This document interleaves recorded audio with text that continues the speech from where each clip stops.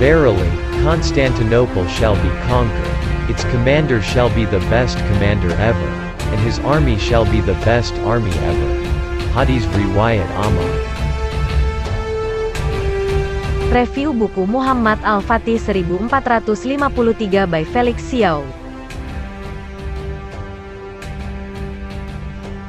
Mehmed kedua.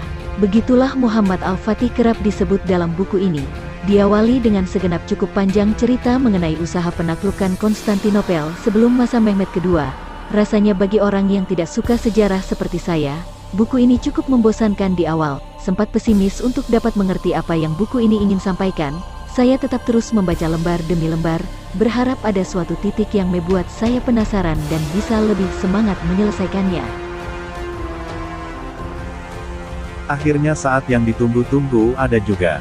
Dimulai dari cerita tentang keluarga Muhammad Al-Fatih, chapter selanjutnya cukup mudah dipahami.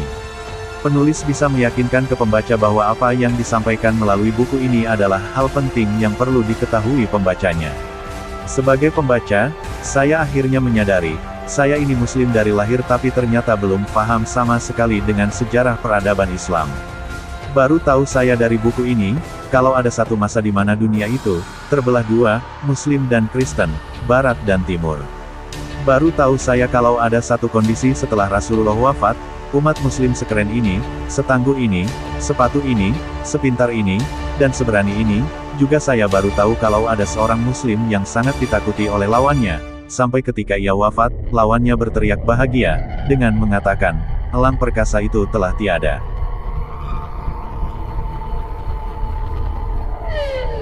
Sebaik-baik pemimpin, Mehmed II bukanlah putra pertama, tubuhnya kecil, tidak terpikir bahwa ialah yang dapat membuktikan kebenaran tentang hadits Rasulullah perihal takluknya Konstantinopel. Semuanya bermula dari terbunuhnya kakaknya, lalu dimulailah semuanya. Ia dididik agar kelak menjadi pemimpin tangguh Kesultanan Utsmani. Kemampuan berperang, ibadah yang sangat kuat, kemampuan di banyak bahasa, serta banyak kehebatan lain, akhirnya membawanya sebagai sosok yang ditakuti seluruh pihak yang tidak menginginkan Islam memimpin peradaban dunia saat itu. Konstantinopel, sebuah kota yang berusaha ditaklukkan selama 11 abad, bukan suatu hal yang mudah ataupun biasa saja untuk dapat menembus benteng kokohnya yang selama berabad-abad lamanya belum pernah dapat ditembus pasukan elit manapun di masanya. Bahkan untuk sebaik-baik pemimpin ini, Mehmed II harus menempuh panjang sekali cerita untuk akhirnya dapat mengibarkan bendera Islam di kota indah yang saat itu menjadi sorotan seluruh dunia. Permasalahan dimulai dari internal. Pada awalnya, beberapa tokoh di Kesultanan Utsmani tidak menginginkan usaha penaklukan Konstantinopel. Tapi ada satu hal hebat yang memang seharusnya menjadi ciri Muslim, patuh pada pemimpinnya selama perintahnya hak. Pihak-pihak yang tidak menginginkan penaklukan ini tetap tunduk pada pemimpinnya dan tetap berangkat berperang. Usaha untuk membebaskan Konstantinopel dan merealisasikan hadis Rasulullah menjadi satu hal yang sudah direncanakan Mehmed II semenjak kecil jauh-jauh hari sebelum berperang.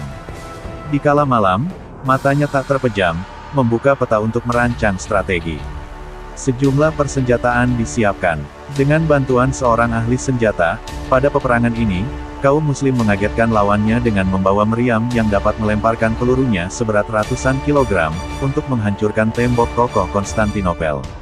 Selain mengguncangkan lawan dengan senjata menakjubkannya di masa itu, ada satu hal menarik yang dilakukan Mehmed II, yang membuat lawannya bertanya-tanya.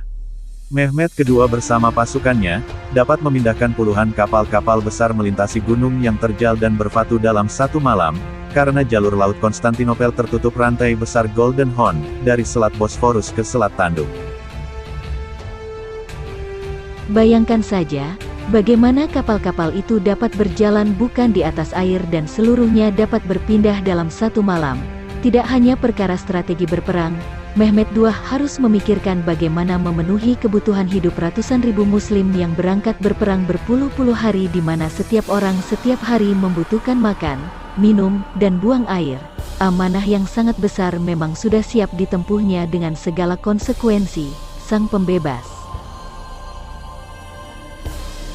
Itulah sepenggal cerita mengenai proses bagaimana perjalanan Sang Al-Fatih sebelum Konstantinopel dibebaskan. Yang mana akan lebih lengkap dibahas di buku ini. Tapi ada satu hal lagi, yang ingin disampaikan penulis tentang Mehmet II. Mehmet II adalah seorang muslim yang sangat taat. Ia bukan hanya seorang yang tak pernah sekalipun meninggalkan sholat wajib.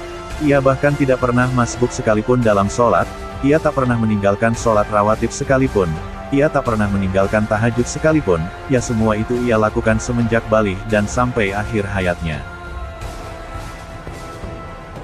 Semenjak tanggal 29 Mei tahun 1453, hari pembebasan Konstantinopel, Muhammad Al-Fatih menjadi sosok pemimpin yang membuat banyak penduduk Konstantinopel akhirnya takjub dan berdecak kagum terhadap Islam.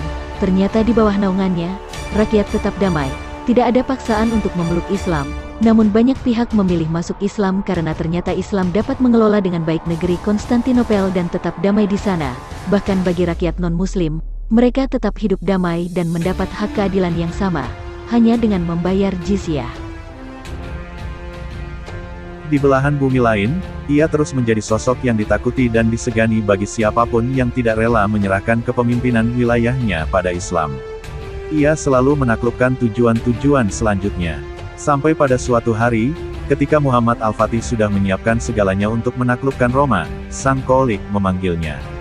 Mungkin Allah ingin membaginya pada orang lain, untuk menaklukkan Roma di masa depan.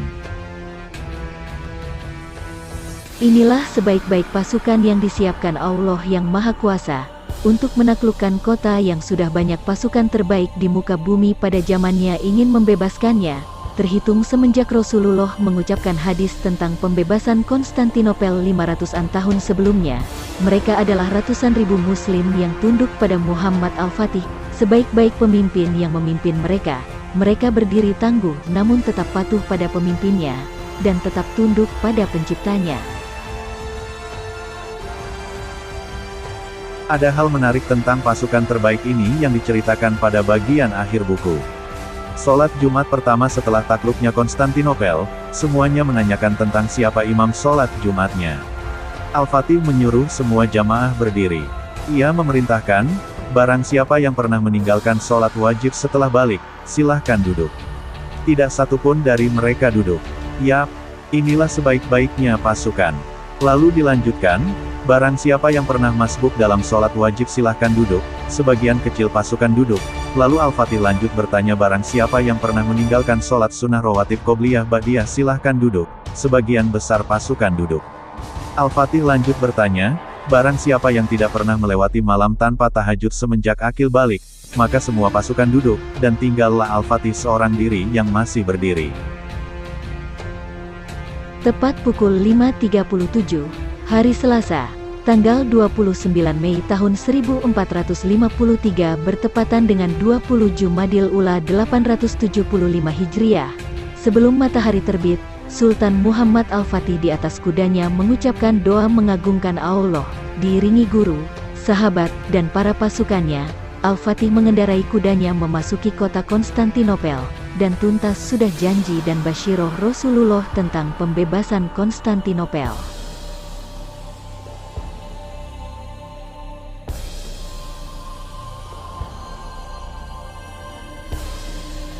Setelah membaca buku ini, rasanya pengetahuan akan sejarah peradaban Islam sepeninggal Rasulullah jadi bertambah.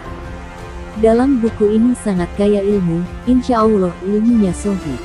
Salut dan angkat topi sama penulis, yang merupakan seorang mualaf, tapi pengetahuan Islamnya sudah sedalam ini.